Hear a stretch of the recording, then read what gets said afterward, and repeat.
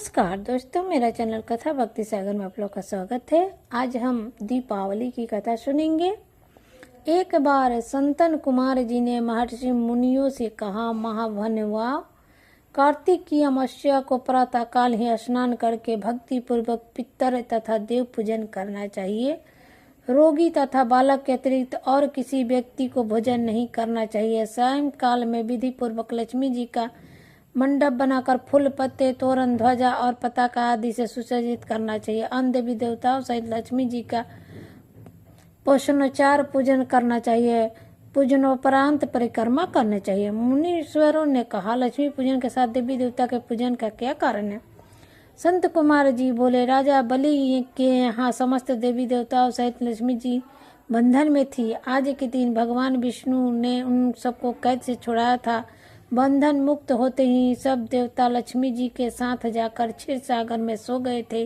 इसलिए अब उनके शयन का ऐसा प्रबंध करना चाहिए कि वे क्षीर सागर की ओर न जाकर स्वच्छ स्थान और कोमल सैया पाकर यहीं पर सोए रहे।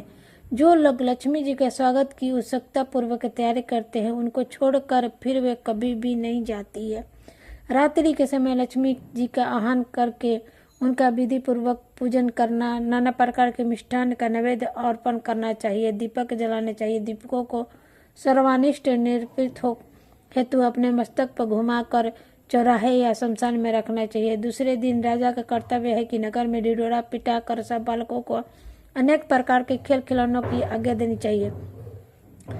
बालक क्या क्या खेल सकते हैं उसका पता करना चाहिए। यदि वे आग जलाकर खेलें, उन्हें ज्वाला प्रकट न हो तो समझना चाहिए कि इस बार भयंकर अकाल पड़ेगा। यदि बालक दुख प्रकट करे तो राजा को दुख तथा सुख प्रकट करे तो सुख होना होगा। यदि वे आपस में लड़े तो राजयुद्ध होने की आशंका होती है और बालकों के रोने से अनिष्ट की संभावना बनी रहती है। यदि वे घोड़े बनकर खेले तो मानना चाहिए कि किसी दूसरे राज्य पर विजय हो गई। यदि बालक लिंग पकड़कर कीड़ा करे तो वे विचार फैलेगा। ऐसा उनके अन्न तथा जल को चुराने का अभिप्राय होना चाहिए। तो ये है दीपावली की जानकारी और कथा, दोनों साथ में है।